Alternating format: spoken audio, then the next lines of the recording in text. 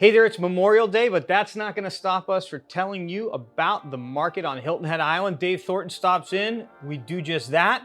We respond to the article on Realtor.com about a housing correction, a couple tips on not getting scammed with a vacation rental, and we dig into this week's mailbag. This week, Memorial Day, Market Monday. Dave Thornton, how's it going? Great. Thanks for having me. Thanks for stopping in on Memorial Day. I'm honored. 2 weeks ago on Tom Ferry, and now you're here with Dave Thornton. Yeah. Don't know if this is a Buffalo drop moment for you or a meteoric rise the to social media. Highlight of my career, my friend. Highlight of my career. What do you see going on with the Hilton Head real estate market right now? Most of what I've done lately, we're not seeing quite as many bidding wars, or at least not as severe of a bidding war as we kind of have over the last 2 years. I think we used to be, there was a time and a point where I felt like we had 10 or 12 offers on every property. Yeah. And now it seems to be, if it's a really great property, really well done, we seem to have one or two people that might be in contention with you making an offer. Outside of that, it seems like we're getting to a point where we need to be priced right. So inventory is off about 19% so far this year compared to last year. Right. But closed sales, 28%. Right. And under contracts, 30% less than we had last year. So that's what's coming, right? Like that's what's coming. It's a slowdown, right? But is it a correction? There is an article in Realtor.com. We're talking about like a correction. What's the headline of it? Something to do. Housing market is showing signs of correction. That means to me that prices are going to start going down. And I don't know, with the lack of inventory that we still have, and we're outpacing that with demand. Yep. How that happens. Let's be clear. When we say prices, right, we're not talking about asking prices. Right. We're not talking about the person that's trying to get a 20% premium for their property, right? Right. We're talking about, two condos side by side. Right. Prices starting to drop. Right. Depreciation. Right. We're going to see that? Is that what a correction is? We'll have a little bit of, I think, flattening of that. I don't think we're going to see it go down, but I think we could see it taper off just a little bit. But I think more to the effect, it's getting in line with where our market is. Yeah.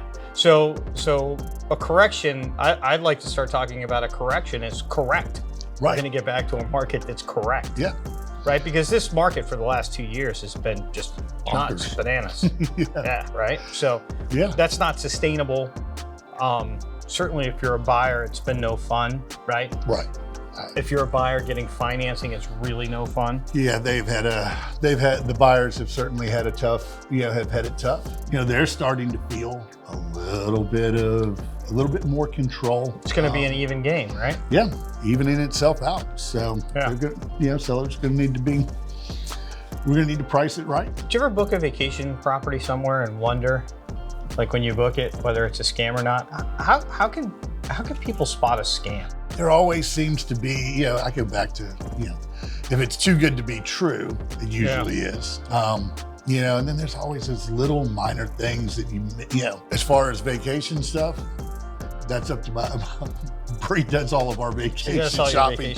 I booked a place down in Miami for the first of the year. We go there for New Year's every year, and I booked it about a month ago, and I got a cancellation like this weekend. Yeah. And they just canceled it. And what they did is they canceled it. They won't respond to me, and it's back up on VRBO for 15% more than I had it booked for. I bring this all up because those are the kind of frustrations why I'm concerned about a lot of these lawsuits that I'm seeing against the Association of Realtors and MLSs and all of that stuff. There is a price to pay for cheap. Sure. Right? If we turn real estate transactions into VRBO or Airbnb, there's people that are gonna get scammed. And it's one thing getting scammed on a $6,000 or $7,000 or $10,000 rental. Right. It's another thing getting scammed on an $800,000 property where your whole life savings is wrapped up into it. Yeah, it's the biggest. It's the biggest single purchase that most people will ever make in their lives. And I don't know about you, but when you're investing in anything, if it's the stock market, you use a professional to do that. You know, it's the same thing in real estate with something as big as this. You know, we're the ones that have read the contracts. We're the ones that understand what it's actually saying. Yeah. Get a couple minutes to hang around for the mailbag? Sure. All right. Do it. Couple questions. Shaylin asks us, any local tips for real estate agents moving from Jacksonville, Florida to Hilton Head Island? Shaylin, great question. My question back to you is, in what sense?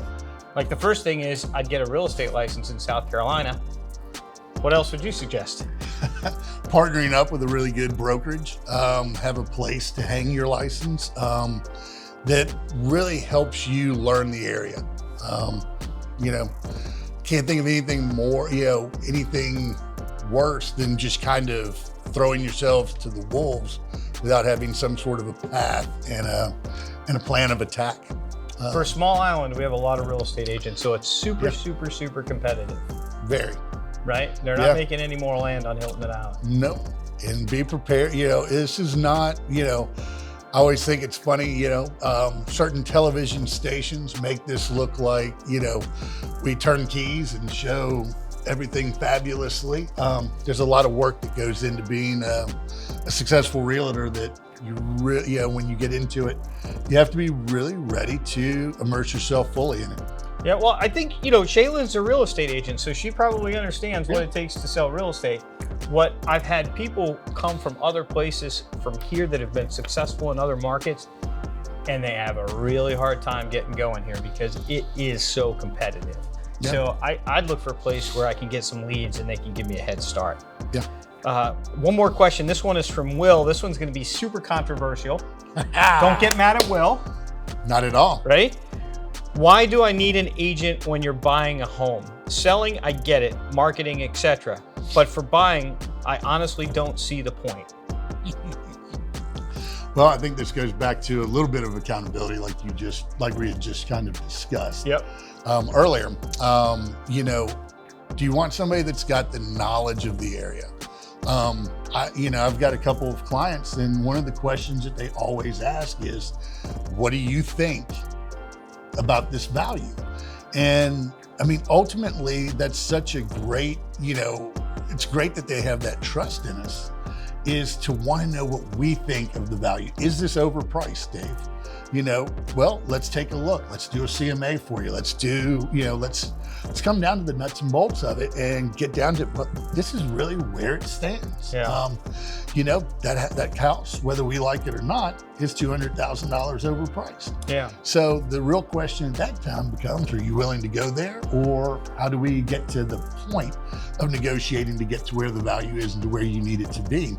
How about getting lined up with a good loan officer so you don't, like, I can't tell you how many times I've seen people talk to their loan officer, get approved for a loan, go through the process, satisfy the contingency, get to the closing table, and the bank says, the rate just went up a half a point. Sorry, what are you gonna do? You got $50,000 earnest money locked up, you have no more contingencies, it's the closing date, your stuff is in a moving truck outside the attorney's office, ready to move into your house. What do you do? Like, it happens all the time, all the time, right? So there's local knowledge, we have experience working with different people. Like, you will save money in the long run. Most likely in the short run, but definitely in the long run, working with somebody that knows the ebbs and flows of this market, who to work with, who not to work with. You know, we have such a transient market with people moving in and out, that vendors, whether it's a lender or a painter or a contractor, they can stink and stay in business here because there's so much new blood. Very different than other places where you get a bad reputation and you're out. Dave Thornton, thanks for coming in, man. Thank for having me, Dave. Appreciate being here. You have plans for Memorial Day? Sure, boats, picnics, I mean, you name it. We're going to try and do it with the kids today. So, well, have a great Memorial Day. Everybody that has paid the ultimate sacrifice, thank you to this Memorial Day. We don't take that lightly. We know it's not just a day of barbecues and boats. There's a reason that we're lucky enough to be able to do that. So, again, thanks for coming in on the holiday. See you later.